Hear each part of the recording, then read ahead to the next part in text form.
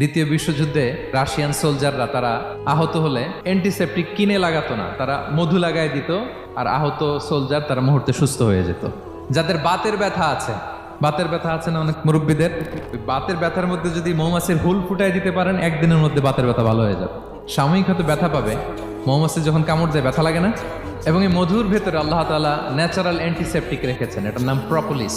মুখতালিফুন আলওয়ানু, বিভিন্ন ধরনের ক্রিম হানি, হোয়াইট হানি, ইয়েলো হানি, ব্ল্যাক হানি, নানা ধরনের হানি আল্লাহ তাআলা এইভাবে প্রিজার্ভ করেছেন মৌমাছির মধ্য দিয়ে। আল্লাহ বলেন এই যে এতগুলো মৌমাছি পুষ্প রস এনে মৌচাকের মধ্যে রসগুলো রাখে, মধু তৈরি হয়, আল্লাহ বলেন ইন্না ফি যালিকা লাআয়াতান লিকওমি ইয়াতাফাক্কারুন, নিশ্চয় এর মধ্যে আল্লাহ তাআলা চিন্তাশীলদের জন্য নিদর্শন রেখেছেন। যারা চিন্তা করে, তারা হাতের তালুতে শুধু জিহ্বা দিয়ে চেটে চেটে খায় না, তারা ভাবে কোত্থেকে আসলো এই মধু, কিভাবে মৌমাছিগুলো যায়, কিভাবে ফিরে আসে। তাহলে বলেন তো আমাদের চিন্তাশীলতার দরকার আছে না নাই?